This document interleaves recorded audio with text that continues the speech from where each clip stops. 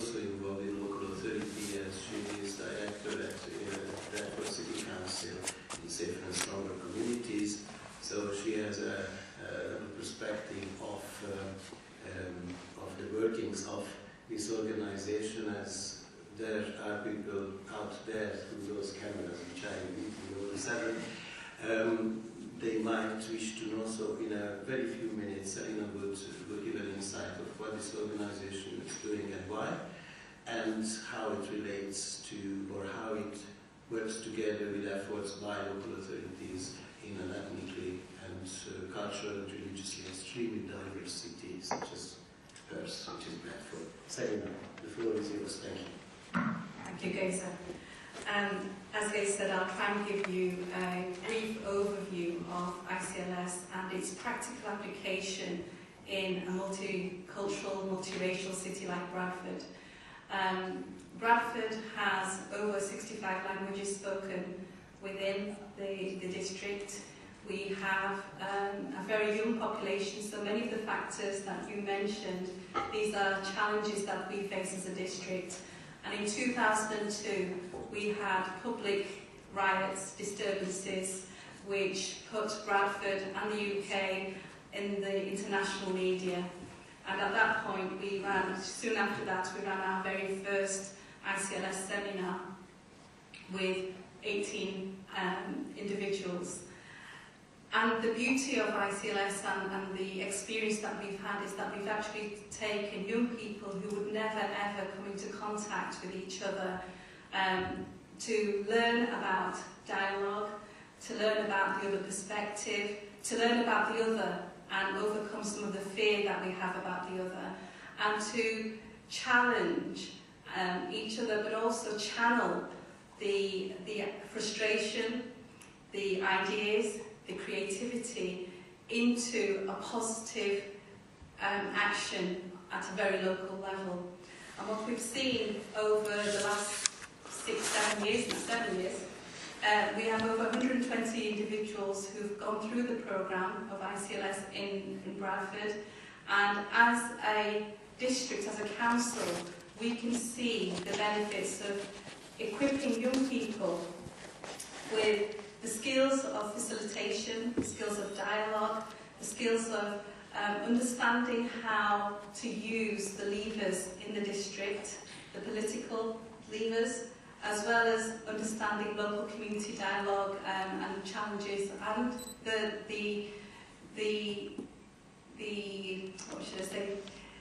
the frustrations that certain communities face because of discrimination, because of lack of awareness within those communities, to be able to facilitate positive action. So we have young men and women who are working now in many of our public sector organisations, police, within the council, in the teaching profession, in social care, and grassroots community activists who have a cause and who are challenging public sector organisations to think differently, to behave differently, and to respond differently. The ICLS seminar I've spoken to you about is very much about our Bradford experience.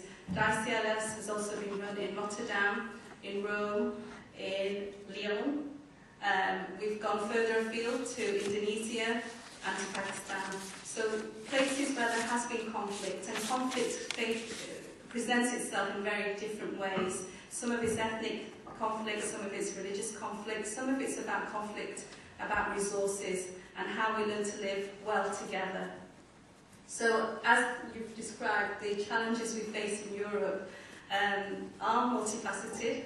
They do need a new type of thinking, a new kind of leadership, and ICLS has certainly presented that for us in Bradford. We have felt the experience of that. We feel that it harnesses the talent and creativity of young people. It feeds the heart and the mind, and it actually gives us results on the ground. And with that, I don't really want to take any more time to say it's been a very positive experience for us.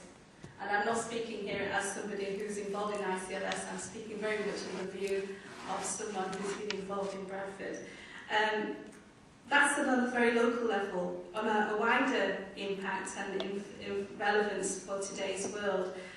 Certainly in 2008, ICLS played a key role in the European Parliament's Citizens Agora on climate change. It presented concepts which were adopted by 500 European civil society representatives in the conclusion on governance.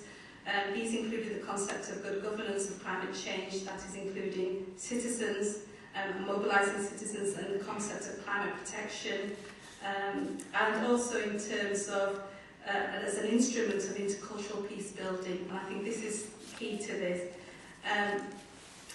There is a direct link with the Copenhagen Conference on Climate Change, which we'll hopefully explore further.